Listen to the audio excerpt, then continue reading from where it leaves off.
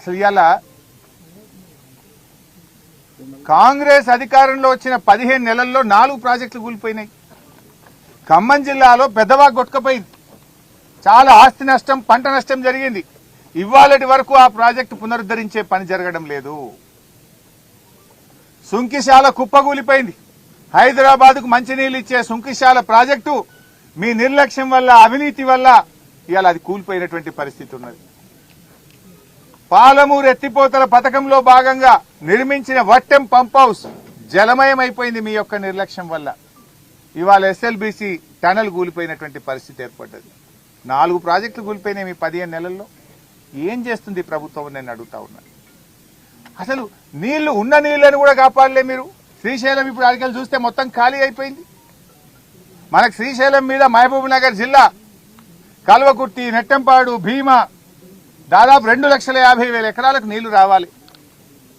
మంచినీళ్లు మొత్తం ఉమ్మడి మహబూబ్ నగర్ జిల్లాకు కూడా దీని మీదనే ఆధారపడ్డది. మొత్తం శ్రీశైలం ఖాళీ అవుతా ఉంటే ఏం ప్రభుత్వం నిద్రపోతుందా? గుడ్లప్పగిచ్చి చూస్తుందా? ఎందుకు చేతగాక చేవలేనట్టుగా ఈ ప్రభుత్వం పనిచేస్తా ఉంది. ఇలా కల్వకుర్తి కింద 2,30,000 ఎకరాల ఆయకట్టు ఉంది. రేపు నీళ్లు తగ్గిపోతున్నాయి శ్రీశైలంలో. అక్కడి నుంచి ముచ్చెమర్రి నుంచి తీసుకుపోతున్నారు, పోతిరెడ్డిపాడు నుంచి తీసుకుపోతున్నారు. ఆపే బాధ్యత మీకు లేదా అని నేను అడుగుతా ఉన్నా. ఇప్పుడు అక్కడ సాగర్లో, అక్కడ కూడా నీళ్లు లేవు. సాగర్ ఆయకట్టు 6,30,000 ఎకరాలు సాగర్ ఆయకట్టు ఉన్నది. 2,50,000 ఎకరాలు మహబూబ్ నగర్ లో ఉన్నది. దాదాపు 10 లక్షల ఎకరాల ఆయకట్టు ఉన్నది.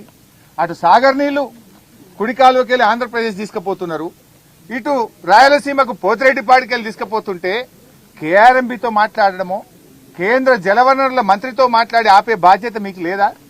బీఆర్ఎస్ పార్టీ ముళ్లు గట్టబట్టి పొడిస్తే తప్ప ఈ ప్రభుత్వం నిద్రలేస్తలేదు. ఒక్కసారి కాదు, మీరు చూశారు. మొదటి కేఆర్ఎంబీ మీటింగ్ లోనే మన ప్రాజెక్టులన్నీ కూడా కేఆర్ఎంబీకి అప్పగిస్తూ ఆ రోజు ఒప్పుకొని వచ్చిండ్రు. వెంటనే మా నాయకుడు కేసీఆర్ స్పందించి 10 ఏళ్లు మేము అప్పజెప్పలేదు, సెక్షన్ 3 కింద కృష్ణా నదీ జలాల పంపిణీ అయ్యే వరకు ప్రాజెక్టులు ఇవ్వమని చెప్పినాం, నువ్వు ఎట్లా ఇస్తావు అని కేసీఆర్ గర్జిస్తే అప్పుడు మేలుకొని అసెంబ్లీ పెట్టి లేలే మేము ప్రాజెక్టులు ఇవ్వం, మేము వాపస్ తీసుకుంటున్నాము అని అసెంబ్లీలో ఏకగ్రీవ తీర్మానం చేసిండ్రు. ఎప్పుడు కేసీఆర్ గర్జిస్తే మీరు తీర్మానం చేసిండ్రు. రెండవది, చంద్రబాబు నాయుడు గారు గోదావరి నీళ్లను ఆంధ్రాకు తీసుకుపోయే ప్రయత్నం చేస్తా ఉన్నాడు. ఆయన గోదావరి బంకచెర్ల లింకు పెట్టి 150 టీఎంసీల రిజర్వాయర్ కట్టి ఉన్న గోదావరి నీళ్లను కూడా ఆంధ్రా తీసుకుపోతుంటే కూడా ఈ ప్రభుత్వం నిద్రపోయింది.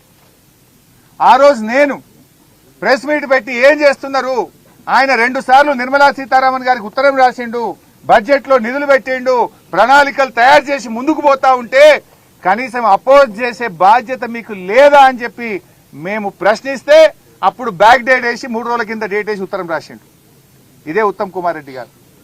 3 రోజుల కింద డేట్ వేస్తావా నువ్వు? నిజంగా 3 రోజుల కింద ఉత్తరం రాస్తే అదే రోజు ఉత్తరం ప్రెస్ కు రిలీజ్ చేయాలి కదా. నేను ప్రెస్ మీట్ పెట్టినాక 2 గంటలకు ఆదరబాదరగా ప్రెస్ మీట్ పెట్టి బ్యాక్ డేట్ వేసి లేలే ఈ ప్రాజెక్ట్ మేము అపోజ్ చేస్తున్నామని అప్పుడు ఉత్తరం రాసిండు ఈ ఉత్తమ్ కుమార్ రెడ్డి. అంటే రాష్ట్ర ప్రయోజనాలు మీకు పట్టవు, మీకు ఆపస్ల కొట్లాటున్నది, కుర్చీల కొట్లాటున్నది. మూడవది, మొన్న కృష్ణా జలాలు ఉన్న నీళ్లన్నీ కుడికాలువ ద్వారా రోజు 10,000 టీఎంసీలు పోతున్నాయి, 10,000 క్యూసెక్కులు రోజు పోతా ఉన్నాయి కుడికాలువతోని. అటు రాయలసీమ తీసుకుపోతున్నారు. మన పంటలు ఎండిపోతాయి. 10 లక్షల ఎకరాలు ఉంది. హైదరాబాద్ మంచినీళ్లు, ఉమ్మడి నల్గొండ జిల్లా, ఉమ్మడి ఖమ్మం జిల్లా, ఉమ్మడి మహబూబ్ నగర్ జిల్లా, మహబూబాద్ జిల్లా, రంగారెడ్డి జిల్లాకు మంచినీళ్ళకి తిప్పలవుతుంది. ఏం చేస్తున్నాయి అంటే అప్పుడు కేఆర్ఎంబీ చైర్మన్ దగ్గరికి పోయింది ఉత్తమ్ కుమార్ రెడ్డి. నేను అడిగినాక తెల్లారి మీటింగ్ పెట్టిండ్రు. ఏమని? సెక్రటరీల మీటింగ్. అరే మా తెలంగాణకు అన్యాయం అవుతుంది, నీళ్ళని పోయినాయని గప్పుడు నిద్రలేసారు. అంటే ప్రతిపక్షం ప్రశ్నిస్తే తప్ప ఈ ప్రభుత్వం స్పందించడం లేదు. రాష్ట్ర ప్రయోజనాలు కాపాడడంలో ఈ ప్రభుత్వం పూర్తిగా ఫెయిల్ అయిపోయింది, విఫలం చెందింది. అది కేఆర్ఎంబీకి ప్రాజెక్టులు అప్పచెప్పడమైనా, గోదావరి జలాలు రాయలసీమకు తరలించే విషయంలోనైనా, కృష్ణా జలాలను తమ వాటా కంటే ఆంధ్రప్రదేశ్ ఎక్కువ తరలిస్తుంటే దాన్ని ఆపడంలో, రాష్ట్రం యొక్క హక్కులు కాపాడడంలో ఈ ప్రభుత్వం పూర్తిగా ఫెయిల్ అయిపోయింది.